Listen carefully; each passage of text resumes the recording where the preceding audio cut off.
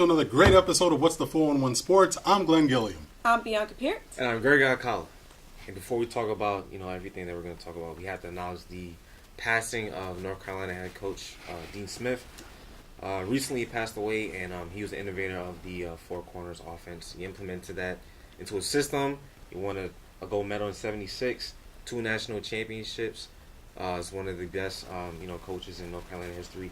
And he's the head of the North Carolina coaching tree. Well, he's best known for coaching Michael. I mean, I think that's. I think unfortunately, Rasheed Wallace. Yes, well, Vince. There were other James people. Worthy. There were a few other folks. No, he had a well run throughout his tenure. It was about 36 years, and he coached with integrity, and he was very humble. He was actually the first. That university was the first to hire to bring on a black scholarship athlete, and that's huge. Charlie Scott, and he was an advocate for this desegregation in the South. So he was definitely a lot of accomplishments. 11 NCAA tournament, wins with the North Carolina, 13 ACC tournament championships, and at his memorial, and a lot of players came up and spoke about how they dealt with Dean Smith, and they told stories that he used to take his team to practice at prisons just to give him some kind of reality check. Perspective, yes. Exactly.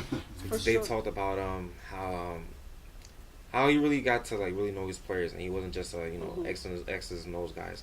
Really had relationships with his guys. Actually, there was a walk-on from 1970 named Mickey Bell, and he talked about Smith, and he said that he taught you how to be a better basketball player, but he actually taught you how to be a better man for a lifetime. We're honoring a great guy, so rest in peace, Dean Smith. And let's transition into what's popping. Well, needless to say, what's popping is the NFL Combine's in full swing.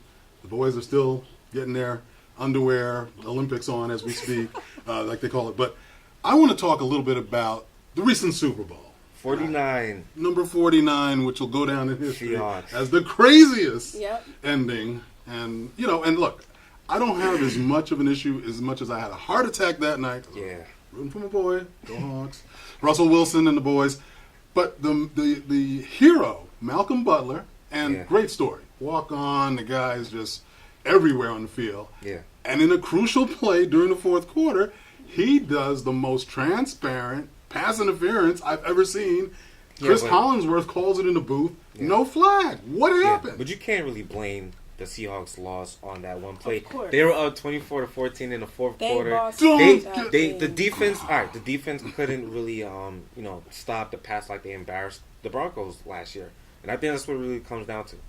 Look, all I'm going to say is... And then, at the last play, Curse had a great catch. I don't know how he did that, but he had a great catch. Lynch punched it in 8 yards, and they were at the goal line. I know everybody's talking about that was a bad play, but if you caught that, would be a different argument. Me personally, I think that you should just have Lynch run it in all 4 downs, but he didn't do that, and that's what happened. Yeah. Well, they have a lot to recover from, during the off season, and there have been a lot of changes. So now the New York Jets brought on new head coach Todd Bowles to replace Rex Ryan. What are your thoughts on this new management? Well, I wanted Gary Kubiak. Oh gosh. Yeah, listen. They've been playing defense for 4 years. It hasn't gotten them anywhere. They went to 2 AFC championships the first 2 years. Come on. What happened since then? They haven't gotten to the playoffs. What happens? What have you done for me lately? Come on. You can't You win games championships if with you don't score defense. points. But you can't win games if you don't score points. Legion of Boom. Come on. Yeah, but they have an actually functional offense, and the Jets don't even have an offense. Well, okay. So who's to blame You for don't that? even know what O means. Oh, stop it. Oh my gosh. Who's to blame? Well, It's the head coaching. What I can tell you is the new coach, he's looking into building a stronger secondary. The Jets, they were the number 1 secondary 2-3 seasons ago. So that's his focus, as a former defensive back. He's specifically looking for a good corner because they have the $40 million salary cap. So they got plenty of space. This is exactly why I wanted Gary Kubiak. 3-time Super Bowl champion as offense coordinator with the Broncos. When he coached the Texans, they were ranked among one of the top offenses in the league from 08 to 010. That's what we need. We need offense. I bet you're going to go and draft a defensive end with the 6th pick. We need Amari Cooper from Alabama. Well, that's cool. We need somebody to make plays. Idzik blew it last year. Wideouts and D-backs galore. He blew it. Yeah. This year, there's still a decent amount of D-backs. Yeah. And there's a few wideouts that hopefully they'll take advantage of. But I think it's easier to get an offensive guy in there that can do the job and really maintain what the Jets have actually only held on to, which is they got a front line. They need some D-backs to shore up that defense. And, if they just give Geno a couple of tools, they can make something happen. Amari Cooper. Like Amari Cooper. There's another story you might like. The NFL Combine is here. Yes. The draft seems like it's far away because it's cold here, but it's going to come up. And the media's been talking about Jameis Winston and Marcus Mariota, 2 top NFL QB prospects. And Heisman Trophy winners. Yeah, Heisman Trophy winners, BCS winner in Winston. Who do you guys think is the better quarterback of the 2? Ladies first. I mean, at a college level, me personally, I want to go with Mariota because I don't think Winston is groomed enough for the as a personality. Yeah. Okay, I'm sorry. Wait a second. Let me just put a stop to this madness right now. No one has more personality than Jameis Winston. Yeah, this guy is a show off the field. No. Look, the bottom line is we're talking about a young man in his youth at school, and the truth of the matter is, if he had had the same kind of nonsense that Johnny Manziel was going through, sorry, Johnny, Manziel didn't still crab legs. And to me, that's a lesser of an egregious felony than what Manziel was doing, getting thrown out of a frat for drinking too much. Come on, this is a guy who sold his autograph. I mean, you steal some crab legs. Really, that's a felony now? I mean, we're throwing guys under the bus for that. Did you see how he performed? Florida. Did you see how he reacted during the championship, yelling at? Look, all I can say is this: this is a guy who, with glue, paste, and some smoke, got them undefeated into the playoffs. That team did not deserve to be there undefeated. And Jameis Winston proved himself in the crucible of the worst type of comebacks and everything else. This guy can take the heat and get it done. He gets his team up. He gets those guys to man up and play for him. And I just don't think Mariota has that kind of leadership. And it's been in the Combine, people have noticed. This is a guy who can get the players up. He's played in the NFL type scheme. He knows how to play from under the center. He's most NFL already. He's most NFL already. And to your point, Serena, one of the scouting reports on NFL.com, and they said that Mariota and Winston, they both have great IQs. They're both clutch. But they say where Winston has him beat is in arm strength and pocket presence. No question. But they said that Mariota's a better dual threat quarterback because he's more athletic. So I think that's the. Well, they're comparing Jameis to Ben Roethlisberger, and the fact that he can extend plays and he can make a break. See, that's the thing. Jameis is not a speedster, of course. He's not quick necessarily, but he's instinctive. He knows how to get out of trouble, and he knows how to make plays and extend first downs. But I want to follow that up and say, I want to start talking about top 5 best quarterbacks, okay? We got to start talking about the top 5 here because people are throwing all types of crazy names around. I'm sick of hearing the same old nonsense. Peyton Manning, John Elway. No. John Elway. Okay, look, my top 5. Montana, undisputed, number 1. He was good. Got to give Brady props now, even if he deflates balls. Cheater. Whatever, cheater. Anyway, cheater. I'm going to give him number 2. Doug Williams, number 3. I said it. That's right, Doug. Hold it down. Grambling, Eddie Robinson, you know that. Broke records in the Super Bowl. He's the man. Aaron Rodgers, got to give him props. He's just wicked. Warren Moon, my man. And Russell's right behind him. Nah, he's far. No, Russell's right behind him. Steve Young actually had a better QB rating as a career. I'm sorry. Warren Moon. I'll take Russell Wilson. Put John Elway I'll take Russell Wilson over Steve Young any day of the week. Sorry. Russell Wilson over Steve Young. Sorry. You got a top 5? Well, I will second the Doug Williams. Doug Williams. Thank you. He's certainly a pioneer, being the first and only starting quarterback, black starting who was quarterback. Drafted and first round. won Super Bowl until Russell Wilson. Russell Wilson, no yeah. Could have made it too. He could have made it too, but for what Doug had to come through, the trials and tribulations he had to face, along with that generation, much more difficult than any of these other non-black quarterbacks. But that's my top 5, and we encourage you guys to let us know who your top 5 is. Please subscribe, come to our Facebook page, tweet us at 411Sports TV. Exactly.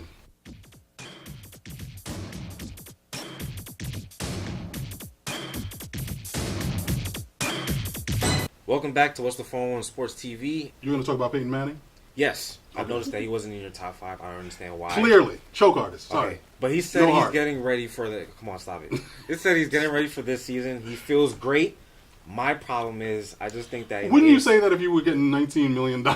Yeah, why not? Are you discrediting Peyton Manning because of that Super Bowl performance against the Seahawks? Which one? Name them. It's not his fault. That defense is the best defense in the NFL. Time out. The one that Peyton won He was not even in the game. The guy did nothing. He was not even responsible. They gave him the MVP before the game even started. He was terrible. Well, you have to get the He was terrible. Seahawks He defense faced credit. Rex Grossman and almost lost that game. Well, Rex Grossman was good sometimes. Oh my god. But you got to give the Seahawks defense credit for making 2 straight Super Bowl They titles. made him look stupid. Not even the entire team looked stupid. 43-8. Sorry, that's the offense. Sorry. Peyton, you're you're out. So is that why? Yes, well, he's a choke artist. He has no clutch gene at all. His brother's got more clutch gene. Eli gets it done. When it's crunch time, he gets it done. All right, you know what, guys? But his QBR is only second after Steve Young. Yes, and the QBR will get you that and the ticket into the Hall of Fame. That'll get you in. But he's terrible. I wouldn't pick him for a playoff or a Super Bowl. No. I got 10 quarterbacks ahead of him. So. Well, like you said, tweet us at 411 Sports TV for your top 5 in QBs. And right now we have to take a break. So we'll be right back. And it's basketball time. Yeah. Was Melo wrong for playing 30 minutes? Of course he was. He said he was going to play a couple Come minutes. on, He wait played a the second. entire game. That was He ridiculous. wasn't wrong. I'm with you, Melo. You have to represent your Represent us next year. city. We Represent be your healthy. city. It's in your hometown. You're already on your last leg, so you might as well just go all out. He hobbled throughout the first half of the season. You made the All-Star team. He looked pretty Play fresh a in the couple game. minutes. He missed layups. Play a couple minutes. He played the entire game. Not to mention he going for knee surgery, right? And now they're saying he's about from 4 to 6 months. That's going to be August. Look. So he might not even be recovered by then. But this is a man So it who might even decided cost that, us getting free agents in the off season. look, he's 'Cause if the committed star to the players- fans, and Yeah. he said, look, they voted me in. They want me to represent. He wanted to give the fans what they paid for. Wanted him I to don't blame him sit. for it. I don't think anybody would have cried if he didn't play. Well, unfortunately, we're going to have to switch gears here because the baseball season is Crazy. right around the bend. Yeah. And are the Yankees hypocritical because they're giving Andy Pettitte all types of love? Yeah. Needless to say, Andy of the HGH variety. And yet, they're pretty much dogging, kicking Alex to the curb. But he's not A-Royd. There's a difference Oh there. boy, here we go. Andy Pettitte, come he on. fessed up. He was honest. He gave said you that. He did it. He gave you that went all of old his life. down home A-Rod Southern thing. He tried to exhaust every possible opportunity to try to make it look like he didn't do it, and he definitely did it. You know what I mean, So, look, they're, if you're they're guilty, two you're breeds. They're guilty. two different breeds. I think the problem is, and look, I don't want to say that it's, I don't want to say this racial overtones. I don't want to throw that in there, but I will if I have to. But no, seriously, I think it's just in delivery. Yeah. Andy Pettitte is all shucks. I don't know how I fell on top of that HDH or whatever, how it happened. Just did it one time, just trying to heal up. And A-Rod went for the okie doke, and he got busted. I mean, that's sad, but, you know. Yeah. I mean, How you think he's going to be treated this year?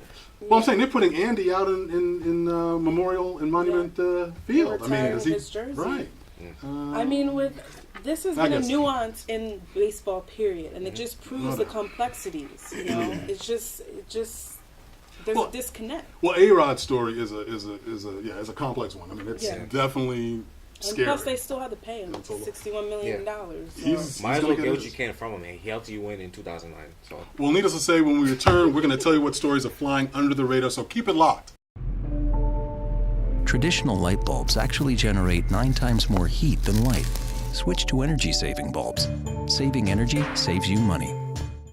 The average text takes your eyes off the road for nearly 5 seconds. At highway speeds, that's enough time to travel the length of a football field. Stop the texts, stop the wrecks. Welcome back to What's the 411 Sports TV, and now we're going to talk about stories that are flying under the radar. These are stories that are either not getting enough press or really nobody's talking about it enough. So, B, what you got? Well, I would like to talk about the WNBA in light of All-Star Weekend. We saw some representatives, Swing Cash, Tina Charles. Sue Bird. Yeah. So, basically, Diana Taurasi, who's like one of the well-known WNBA players, she will not be playing in this upcoming WNBA season and playing overseas with her Russian club team, UMMC Ekaterinburg. And she'll be grossing a salary of $1.5 million. Yeah. Which is pocket change for the NBA, but exactly. Well, pocket change for WNBA because that's more than 15 times that of her current salary. She said that the actual bonus that she's getting from that team is actually bigger than her actual salary. So it was great for her. They actually paid her to rest the entire season. Yeah. And she said that she wants to take care of her family when she's done with basketball. So I think for her, it's a great career move. No question. She's been playing for over a decade straight, and you have to remember with WNBA, You play overseas, you play in the States, non-stop. So they never have... It's endless cycle. Endless. Well, that's the thing. I mean, the history is long for both men and women playing overseas. American players have been playing overseas for 70 years. Yeah. And the truth of the matter is, for the women, that's where the money's at. Yeah. Unfortunately... And they're vastly underpaid in the WNBA. No question. Well, more WNBA news. The New York Liberty, Cappie Pondexter, six-time, she's going to, she's getting traded to Chicago Sky, and we are bringing in Brooklyn native, or New York City native, Epiphanny Prince. Yes, Rutgers. Love it. Rutgers. They both play for Rutgers. Exactly. No question. I think it's great. But I think that this move is the New York Liberty looking towards the future, because Epiphanny Prince is 27 and Cappie Pondexter is almost at the end of her prime. Yeah. She's 32. Yeah. So maybe they're looking for a trade-off here where they can, still have a great player and go into the future with. Cappie Pondexter is great. She's one of the best guards in the WNBA. Two-time champion. She's an MVP. They're definitely losing something there. But I think Epiphanny Prince, because, she can resurrect her career here. Well, my concern about the WNBA, and we talked about this a little bit off camera, is the fact that they don't have enough playmakers. To me, they need more players like in the NBA who can do, if you want to call it tricks, who can do better, just have more skills. But they're there though. I'm sorry, guys. They need 20 Epiphanny Princes. They need somebody who can put it between the legs, who can take you on the crossover, who can put it behind your back. They have those guards, though. It's exposure. I don't know what you guys are watching. Somebody needs to take those cameras and make highlight videos. They got 3 people who can dunk, and none of them do it convincingly. But that's the thing, though. WNBA, they don't need dunks. Apparently they do. No, they need Lob City. They need highlight videos. That's what they need. The average text takes your eyes off the road for nearly 5 seconds. At highway speeds, that's enough time to travel the length of a football field. Stop the texts. Stop the wrecks. All right, you guys switch to baseball because we need it to be hot. It's really cold right now. Oh my God. Yeah. New commissioner Rob Manfred. He's instilling Rob Manfred. He's instilling some new rules for baseball to try and speed up the game, which includes managers cannot leave they can't leave the bench, and when they want to challenge replays, batters can't leave the box unless there is an umpire that makes an exception, whether it's like a wild pitch or a pass ball, something like that. And the last one is play is going to resume promptly when the broadcasters come back from commercial breaks. But what I'm looking forward to is, in the Arizona Fall League, they tested out this 20-second pitcher's clock, and I think that is something that the MLB really needs to speed up the game. Yes. Some of these games take too long. We don't need to see 3 hours of baseball. You know what I mean? But we definitely need that 20-second pitch clock. Well, the interesting thing is, though, they implemented these rules, and they found out that they saved about 10 minutes. Yeah. I mean, literally. Yeah, but it's 10 minutes could help. Oh, no, look, I'll take 10 minutes off for the rest of my life. I can't take it. 162 games. It's too many games. Yeah. 162. Yeah, but if you really love baseball, it doesn't really matter. Yeah. Not to mention, they get their holidays, so like, why should we be mad about it? I'm sorry. If I've got to be compelled to watch one out of 162, I'll catch the ones closest to September. I'm sorry. Yeah. I mean, it's just it's I too think long they a should shave season. off 30 games.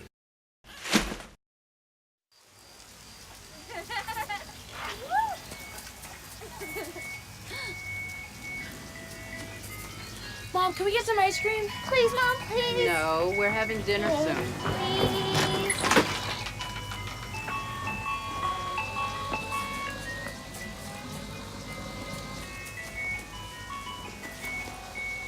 You don't have to be perfect to be a perfect parent.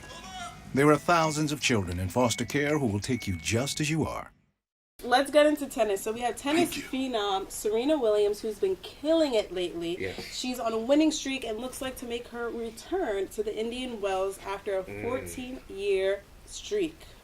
Boycott, so to speak. And deserved, too. Yeah. Racist. Definitely, I think it was definitely a tough place to play for her. I mean, she said early in her career she's had some great moments there, but obviously some bad.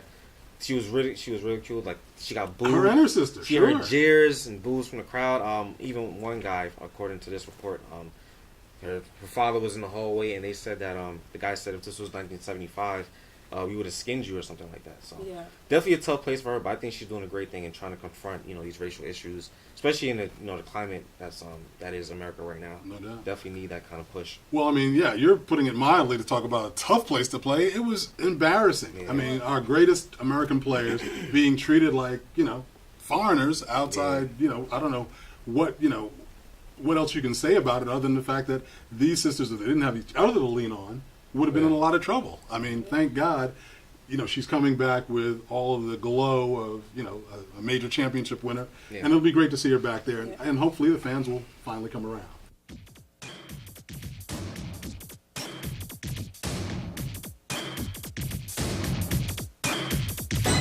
My new dad teaches me all kinds of stuff. I wouldn't use this one. He helps me with my decision making. Ever. And he's even teaching me how to drive. And that's why cars have bumpers. You don't have to be perfect to be a perfect parent. Thousands of kids in foster care will take you just as you are. Welcome back to What's the 411 Sports TV, and tonight we're going to talk about who's in the doghouse. Every week we put somebody in the doghouse. There's always someone to get in there, and I got it started off with the Little League World Series officials.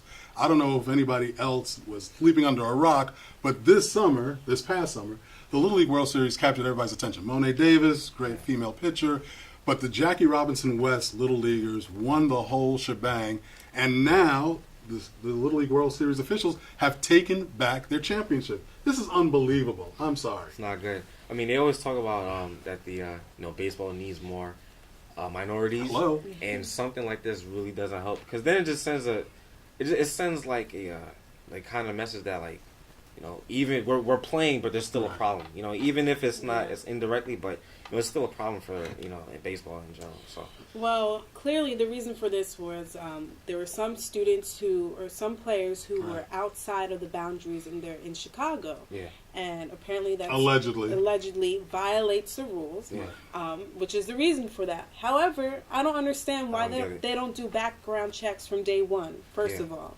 That's the part that, And if you're going to open it up for everybody to play, why not extend those boundaries so that everyone can get a chance? Why should it matter what district playing? It's still the same state. I don't understand. And the age, more importantly. Yeah, it's not like that's we're something that should be. 16-year-olds, sneaking in, but they're all the same age. Yeah.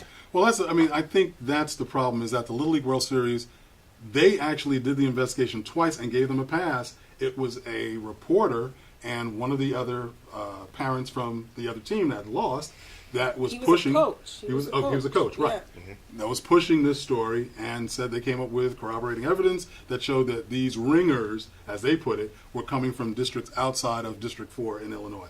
My problem is the Little League World Series needs to be a lot more transparent. Tell people exactly what the rules were. Yeah. Show a map of the geographic boundary. Show where there was break, and then, as the families want with their lawyer, actually go through the rest of the teams that participated and make sure everybody adhere to the rules. You're gonna do it for one, you gotta do it for everybody. And they're being stingy with the evidence right now. Exactly. Yeah. And if you're going to take a championship away, because if That's these kids serious. had lost, there'd have been no conversation. Yeah. Yep. But because they won now, they're under the scrutiny, and it gets a championship. And they're talking about, the kids are not at fault. It was the managers or the coaches. Yeah. That's not right. And the kids are not going to learn a lesson, except for the fact that it's wrong to be these people because we got our stuff taken away. Yeah.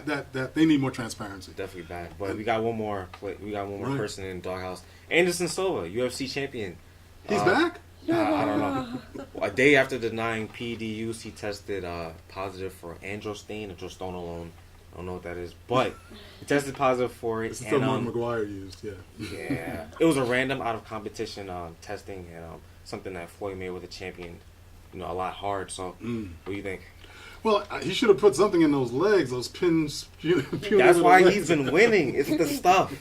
It's the stuff. His legs are about as big as these table legs. I mean, he's a champion. Yeah, that's whatever. right. I mean, I wish him well. The fact that he's got the nerve to get back in the ring after the way that leg snapped in half. Go for it, Anderson. Yeah, it was entertaining. You should try boxing next. Yeah.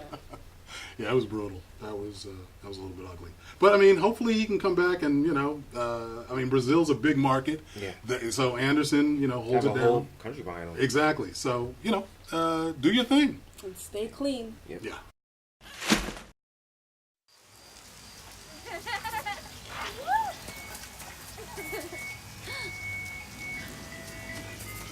Mom, Mom, can we get some ice cream? Please, Mom, please. No, we're having dinner soon. Please.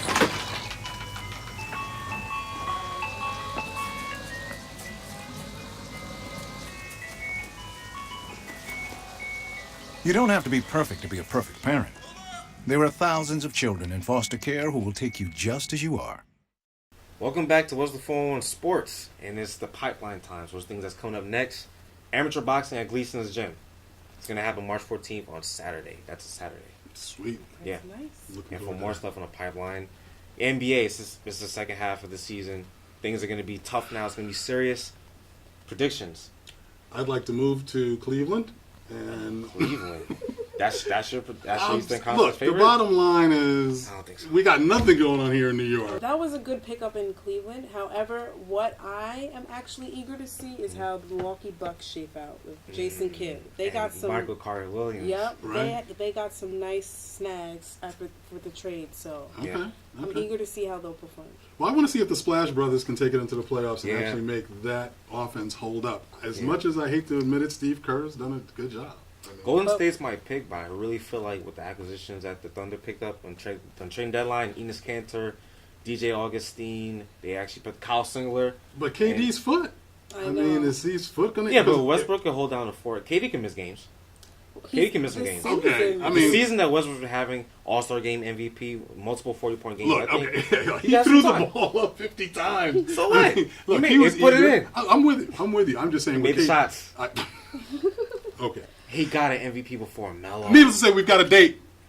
And it's Manny Pacquiao and Floyd Mayweather. Finally, Yeah, I can't May wait. 2nd. Everybody knows about this. Mayweather. But I can't wait. I think I might go to Vegas. I'm sorry. Go It's to Vegas. huge. I watch on This TV. is big. This might they're be talking. the last for Mayweather. Well, I mean, look, Might be. they're talking. No, let me just tell you right now.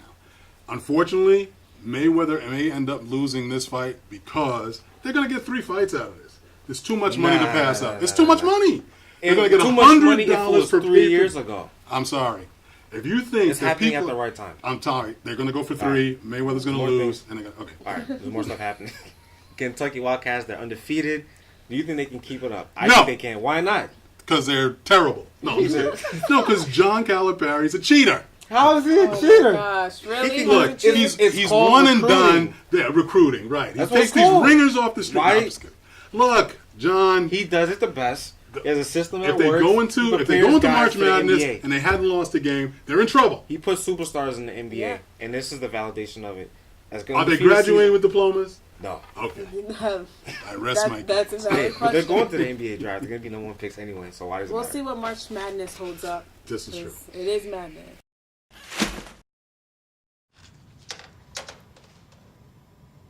Wow, these are really good. You act surprised.